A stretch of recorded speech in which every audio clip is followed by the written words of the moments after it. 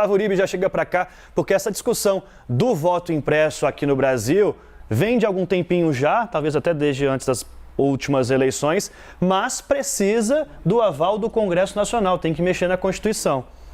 É uma PEC, né, Daniel? E uma PEC você precisa de 3/5 dos votos nas duas casas, é um processo demorado.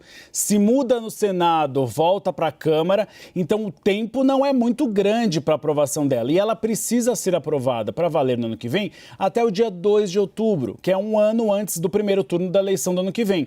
Então é um processo que precisa ser bastante acelerado nas comissões, nas CCJs, Comissões de Constituição e Justiça, e também na Comissão Especial. Há muita polêmica em relação a esse ponto, não só se você for aprovar no dia, na data certinha para a eleição do ano que vem, que é dia 2, é também a licitação para a compra das impressoras. Porque, só para explicar, o voto impresso auditável seria uma impressora que seria acoplada à urna eletrônica. Então, o eleitor vota na urna eletrônica, depois vota, confirma o voto nessa impressora, aparecerá como se fosse um papelzinho mostrando o voto para ele confirmar e aí cai na urna. Ele não tem acesso a esse papel. O problema é que você precisa instalar essa nova tecnologia. Ela não é barata e é difícil você conseguir fazer uma licitação a tempo. O ministro Barroso disse isso. Eu vou tentar fazer, mas a gente não sabe se dá tempo de acoplar. Então, uma série de discussões. E aí, na própria entrevista, Barroso fala sobre a possibilidade de quebra do sigilo do voto.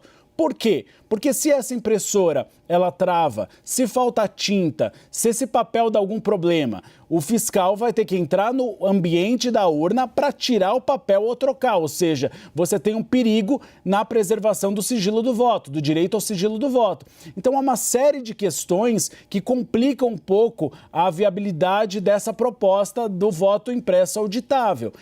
Há também, ele comentou a respeito do como transportar esses votos, se no transporte você pode ter algum problema de desvio dessa carga. Então, uma série de questões a serem discutidas. E o valor?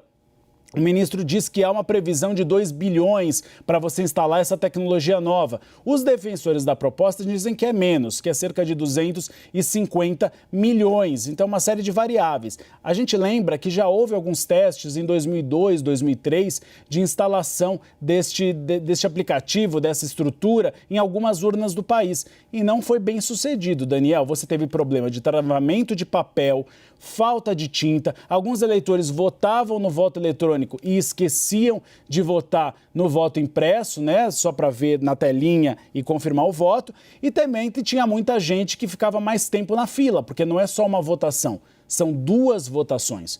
Então, uma série de questões que precisam ser mais bem discutidas no Congresso Nacional e que, caso esse voto seja aprovado, caso essa proposta seja aprovada até o dia 2 de outubro, depois você tem um segundo período de discussões para saber se essas licitações para a compra dessas estruturas, elas serão feitas rapidamente para que esse projeto, essa proposta, seja viabilizada para a eleição do ano que vem.